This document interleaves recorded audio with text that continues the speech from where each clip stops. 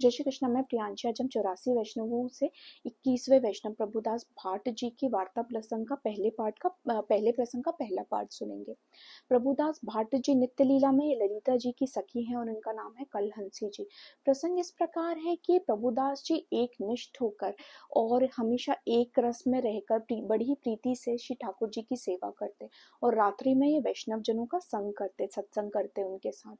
फिर ऐसे ही श्री ठाकुर जी की सेवा करते और इनके पास क्योंकि द्रव्य की कोई कमी नहीं थी, बड़ा ही द्रव्य था इनके पास। जो भी इनका द्रव्य था वह श्री ठाकुर जी की सेवा में, भगवत सेवा में, गुरु सेवा में और वैष्णव सेवा में लगाते। और इनकी जाति वाले थे वे सदा ही इनकी निंदा करते और जो वैष्णव जन थे इनकी बड़ी ही प्रसन्नता करते, पर ये अपनी जाति वालों की निंदा से कभी विकल नहीं हुए। जब ये वृद्ध हुए तब इनका शरीर असावधान हुआ, तब कुछ सावधानता है, तब इनके जो सगे संबंधी थे इन्हें एक तीर्थ में लेके गए, प्रतोदक तीर्थ में लेकर गए।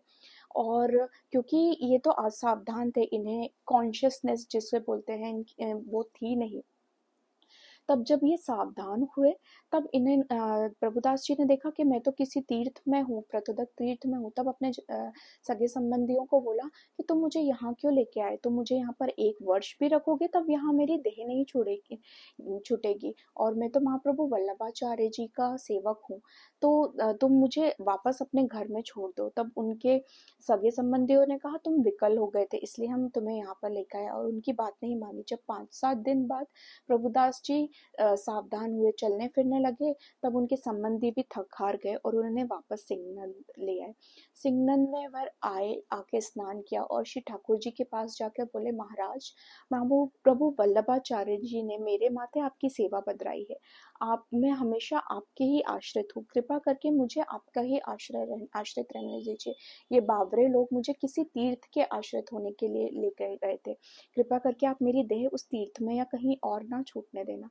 फिर श्री ठाकुर जी से इस प्रकार से विनती करी और श्री ठाकुर जी, क्योंकि इनके घर में, प्रभुदास जी के घर में कोई और था नहीं, इनका विवाह नहीं हो रहा था और जो इनके संबंधी थे वे कोई भगवदीय प्रवृत्ति के थे नहीं जिनने इन्हें इनके निज सेवा को ठाकुर जी सेवा में देते। तब एक वैष्णव जन को अपने निज सेवा के ठाकुर जी इन्हें दिए और बोला इनकी बड़ी प्रीति से सेवा करना। और मंदिर से आप बाहर आए, फिर वैष्णव जनों के साथ उन्होंने भगवत वार्ता करी, फिर इनका देह छूटा। तो जो भी वैष्णव जन थे इनकी बड़ी ही प्रसन्नता करते कि इन्होंने किसी तीर्थ का या कभी भी कोई अन्य आश्रय नहीं किया, ये सिर्फ और सिर्फ एक निष्ठ होकर श्री ठाकुर जी के ही आश्रित रहे। जय श्री कृष्ण। श्री वल्लभाधीश की जय।